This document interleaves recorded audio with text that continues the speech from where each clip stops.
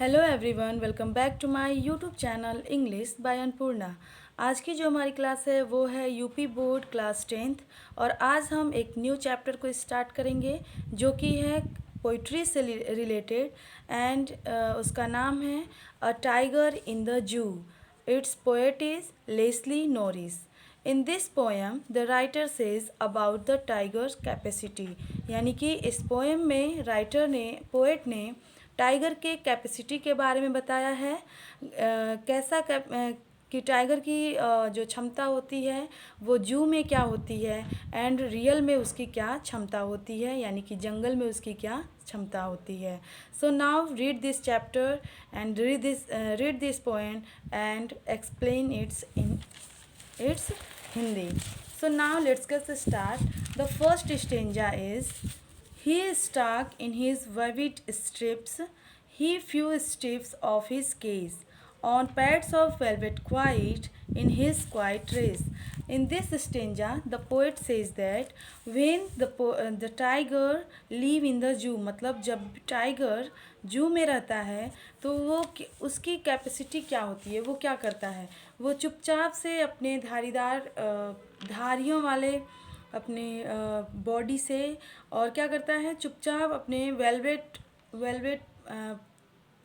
Padded fit होता है। Velvet का मतलब होता है पैडेड फिट, यानी कि जो उसके पैर होते हैं वो क्या होते हैं, गद्दीदार होते हैं। वो चुपचाप से अपने केज में यानी कि अपने पिंजड़े में चुपचाप घूमते रहता है।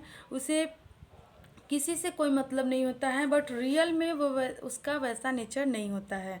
यानी कि आपको भी पता है कि टाइगर की जो नेचर होती है वो बहुत ही डेंजरस होती है, बट जब भी आप जू में देखते होंगे तो वो बहुत ही नॉर्मल होता है, कुछ अपना एक्शन नहीं करता, बट चुपचाप से वो अपने केज में घूमते रहता है। सी the next paragraph. In the second stanza the poet says that he should be lurking in shadow, sliding through long grass near the water hole where plump deer pass. The poet says that in this stanza कि उसे ये चाहिए, मतलब tiger को ये होना चाहिए कि वो एक छाए में बैठा हो जहाँ पे लंबी लंबी घास हो एंड वाटर पोल हो, यानी कि उसके नज़दीक ही पानी हो।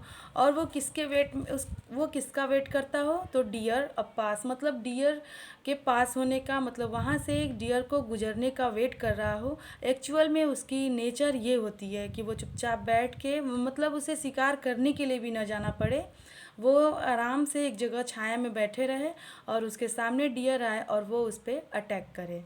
सी the next paragraph. He should be snarling around houses at the jungle's edge, baring his white fangs, his class terrorizing the village.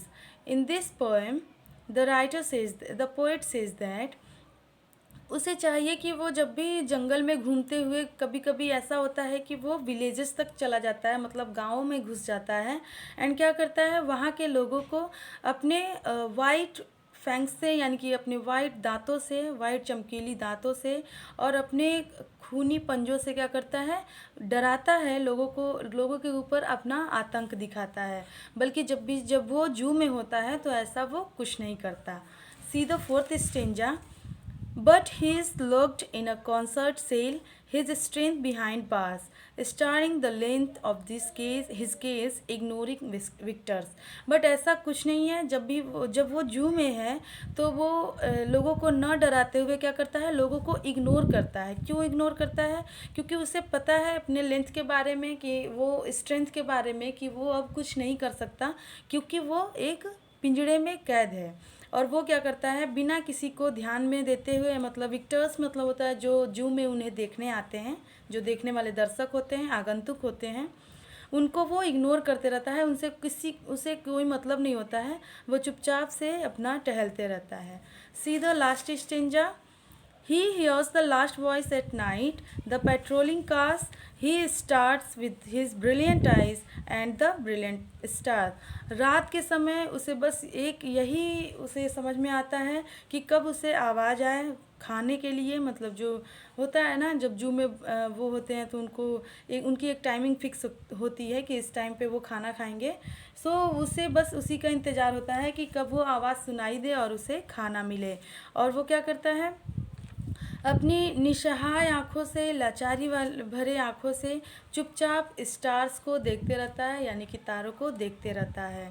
In this poem the poet says that tigers, अपना जो tigers होते हैं वो इतने powerful होते हैं, but वहाँ यहाँ पे ये दिखाया गया है कि लोग कभी कभी अपने क्षमताओं को भूल जाते हैं, क्योंकि ऐसा उनके साथ कंडीशन हो जाता है। वो अपने जो भी उनकी पावर होती है, शक्ति होती है, उसे वो भूलते जाते हैं, और एक समय ऐसा होता है वो एकदम चुपचाप बैठ जाते हैं।